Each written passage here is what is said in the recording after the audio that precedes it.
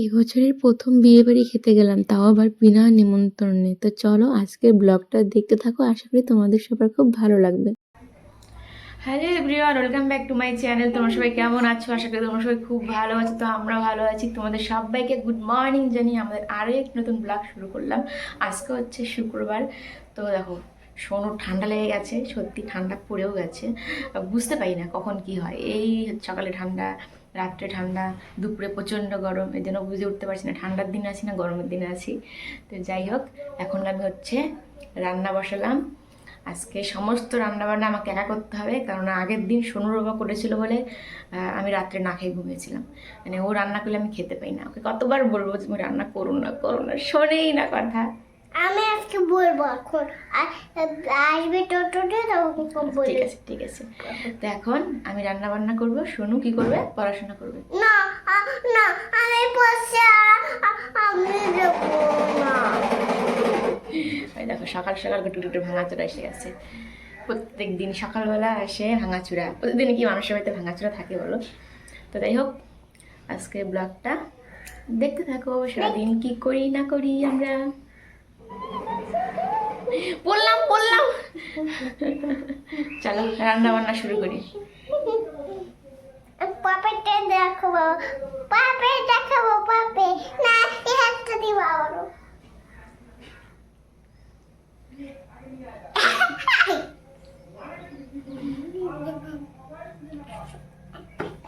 তো দেখো, আমি আজকে কি কি রান্না করব তার সমস্ত জিনিস এখানে কেটে কুটে একদম রেডি করে রেখেছি। আছে টমেটোর ঝাল বানাবো, বাঁধাকপির ঘন্ট বানাবো, আর বানাবো আলু ফুলকপি দিয়ে পনির।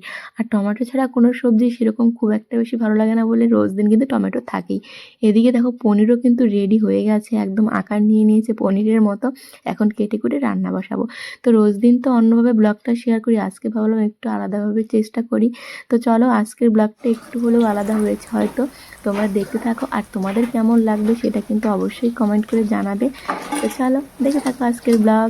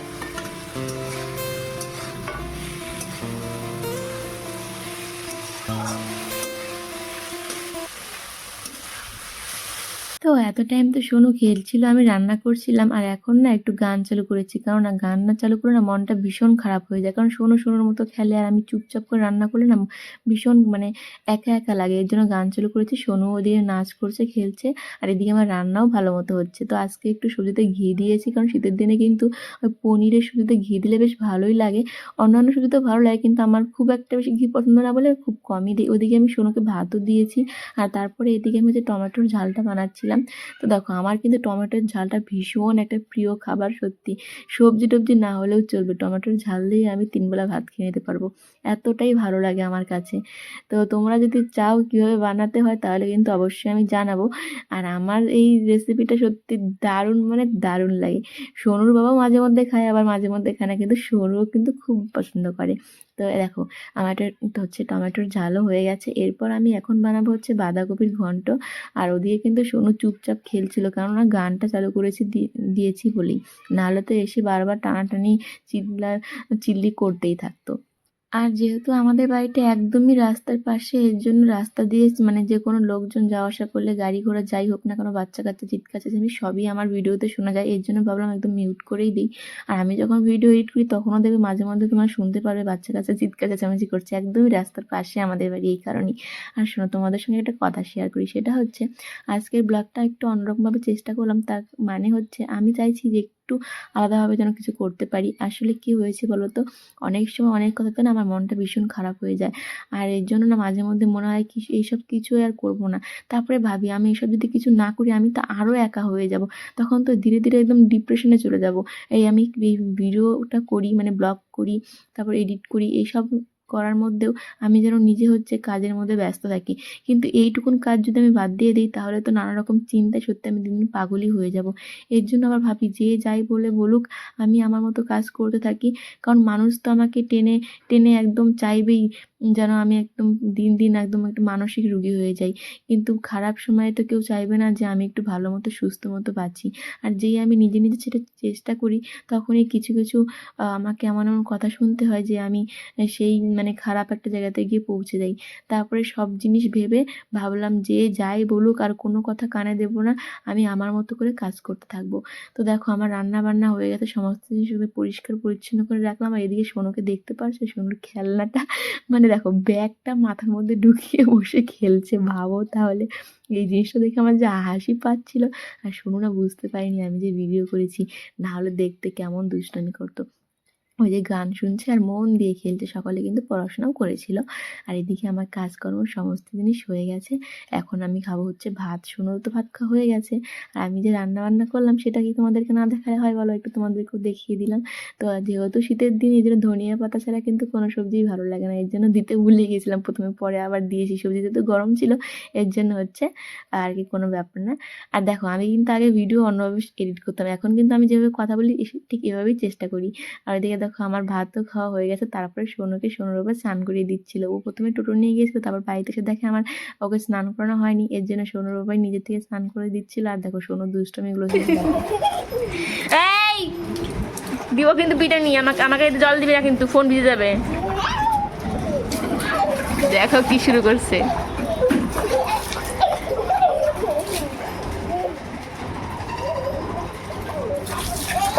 ঠান্ডা হলে চান করে দাও না, তারও বুঝবে কেমন লাগে। কেছে ঠিকই আছে, কামড়াবেই তো।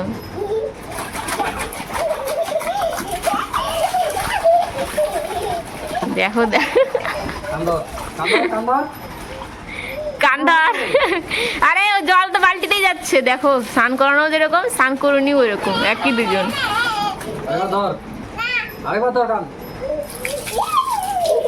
আমার কাছে স্নান করতে গেলে এগুলো কোনো কিছু করতে পারে না, তোমার কাছে স্নান করতে দিলে এই যে এই অবস্থা।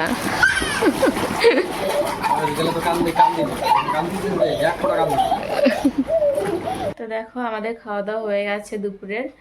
আর এখন বাজে হচ্ছে 4:30। আমি আর সোনু একটু যাচ্ছি ওই বাড়িতে, মানে বাবার বাড়িতে যাচ্ছি।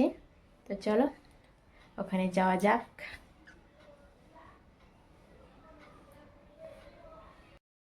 তো দেখো হঠাৎ করে আমাদের বিয়ে বাড়ি যাওয়ার প্ল্যান হয়, এর জন্য খুব তাড়াতাড়ি রেডি হচ্ছি। আর আমার হচ্ছে শাড়ি পরা হয়ে গেছে, আর এদিকে সোনুও মোটামুটি রেডি। হাতে সময় খুবই কম ছিল, এর জন্য ভাবলাম থাক ভয়েসটা পরে দিয়ে দেবো, তাড়াতাড়ি রেডি হই। তো দেখো ক্রিমের মধ্যেই আমি হচ্ছে একটু সিসি ক্রিম দিয়েছি, একসঙ্গে পুরো মুখে লাগিয়ে নিচ্ছি, কারণ আমার হাতে কোনো সময় নেই। সঙ্গে সঙ্গে আমার এখন স্বাস্থ্য সেরকম খুব একটা বেশি ভালো লাগে না, কিন্তু বিয়ে বাড়ি এখন সেজে না গেলেও তখন নিজেকে যেন একটা কেমন কেমন লাগে, এই হয়েছে ব্যাপার।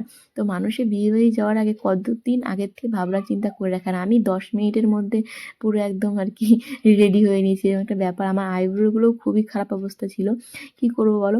আসলে বাড়িতে গিয়েছিলাম, তখন মা বললো বিয়ে বাড়িতে আমাকেও যেতে, বাড়ির সবাইকে নিমন্ত্রণ করেছে কিন্তু কেউই তো যেতে পারবে না, মানে কেউই যাবে না, বাবা মা। তো বাবাও আর কি বাড়িতে নেই। তো তখন ভাবলাম হচ্ছে বোন আর দাদু যাবে, তারপরে বোন বললো যে আমাকেও যেতে, সাথে সোনুকেও। এর জন্য তাড়াতাড়ি বাড়িতে আবার আসি, এসে দুজনে মিলে দেখো রেডি হয়ে নিয়েছি খুবই সিম্পলভাবে। আর যেহেতু হালকা ঠান্ডা আছে, এবার সোয়েটারও পরতে ইচ্ছা করছিল না, তো তারপরে ভাবলাম পাতলা চাদরটা নিয়ে নিই। আর দেখো চলে এসেছি একদম বিয়ে বাড়িতে, মানে বাড়িতে গিয়েছিলাম, তারপরে ওখান থেকে বোন আর দাদুর সঙ্গে টোটোতে করে এসেছি বিয়ে বাড়িতে।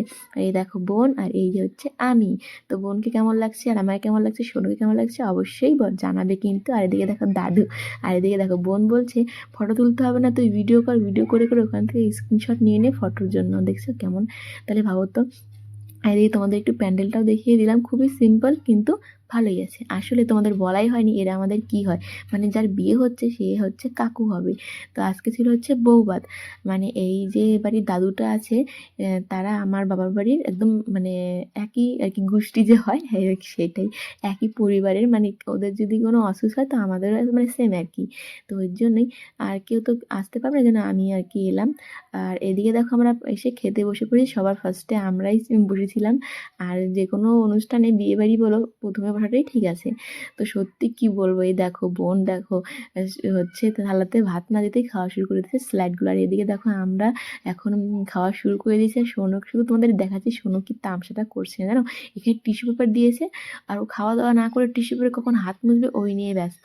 আর তোমাদের একটা কথা না বললেই নয়, সেটা হচ্ছে আমি একদম রেকর্ড করেছি যে মানে কি বলবো, আমি নিজে নিজে আমি বোনকে বলছিলাম যে এই জীবনের প্রথমবার কোনো বিয়েতে থালা পরিষ্কার করে আমি খেয়েছি। সত্যি রান্নাগুলো দারুণ হয়েছিল, মানে খুবই সাদাসিধে, একদম হিজিবিজি কিছু নেই। মানে খুবই অল্প রেসিপি, মানে কয়েকটা জিনিস রান্না ধরো ওই 5 থেকে 6টা হবে, আর সেই রান্নাগুলো এত ভালো হয়েছিল সত্যি আমি মানে মুখে লেগে থাকবে আমার। মানে এরকম একটা খাবার আমি খেয়েছি। মানে বোন বলছিল যে আমার বিয়েতেও এতটাই মানে টেস্ট হয়েছিল। আমার মনে হয় আমাদের বাবার বাড়ির এখানটায় আমার বিয়ে বাড়ির খাবার এখনও 1 নম্বরে আছে, মানে মনে হয় আমাদের পরিবারের সবার। এখন সবার তো মানে টেস্ট এক না, কিন্তু আমাদের মনে হয় আর কি। তো সেরকমই এখানে খুবই সিম্পলের মধ্যেও আজকের রান্নাগুলো এত ভালো হয়েছিল যে কি বলবো, অসাধারণ। মানে আমি বলছি তোমাদেরকে থালা পরিষ্কার করে খেয়েছি, তার মানে বুঝো কতটা টেস্টি হয়েছিল। তো তারপরে দেখো যার বিয়ে হয়েছে তাকেও তোমাদেরকে দেখালাম, ওই যে পাশে বসেছিল সেটাই হচ্ছে এই কাকুরটা, মানে নতুন বর। আর এই যে মাঝখানে বসেছে নতুন বউ, আর পাশের জন সেটা হচ্ছে এই বাড়ির বড় কাকি। আর এই দেখো আমি ভিডিও করার জন্য লোক পাই না, এরা আমাকেই বলছে ফটো তুলে দিতে। এরপর আমি সোনুর সঙ্গে একটু সামনে রাস্তায় গিয়ে ভিডিও করে নিচ্ছি, সোনু তো ব্যস্ত এদিক ওদিক তাকাতে। তারপরে সোনু দেখি হাত ধরে ধরে নাচ করছে আমার হাত ধরে, তারপর বললাম তুমি গিয়ে নাচ করো ওখানটায়। আর দেখো এখন সোনুকে একটা দিদা হবে আমার, ঠিক আছে, একটা মানে আত্মীয়, মানে এটা হয় আর কি আত্মীয়র মধ্যে পড়ে। তো বলছে আমাকে দিদা বলো না, আমাকে বৌদি বলো। আচ্ছা ঠিক আছে, তুমি যেটাতে খুশি সেটাই বলবো। আর এবার এর যে বড় যা আছে তাকে আবার দিদা বললেই বেশি খুশি হয়। তো তার সঙ্গে দেখা হয়নি অনেকদিন পর, এদের সঙ্গে দেখা হলো। আর এখানে কিন্তু যারা ছিল তার মধ্যে বেশিরভাগটাই আমার মা বাড়ির ওখানটায়, কেননা যে বাড়িতে আমরা এসেছি বিয়েতে তারা কিন্তু আগে মা বাড়ির ওখানটাই বাড়ি ছিল। তারা এখানে এসেছে তাও হবে 7-8 বছরের মতো হবে। কিন্তু যারা আর কি এই যে দেখতে পাচ্ছ মেয়েগুলো নাচ করছে তারা সবাই ওখানে মা বাড়ির ওখানকারই একদম। আর ওদের এটা হচ্ছে পিসি বাড়ি। তো দেখো সোনু নাচ করছিল কিন্তু একা একা নাচ করতে চাচ্ছিল না, মানে। তো দেখো এখন বাজে রাত 10:30, আর আমরা এইমাত্র বিয়ে বাড়ি থেকে বাড়িতে এলাম। তো চলো আজকের ব্লগটা তোমাদের কেমন লাগলো সেটা অবশ্যই কমেন্ট করে জানাবে। ভালো লাগলে একটা লাইক করবে, চ্যানেলটি সাবস্ক্রাইব করে আমার পাশে থাকবে। দেখা হবে নতুন ব্লগে। সবাই ভালো থেকো, সুস্থ থেকো, টাটা, গুড নাইট।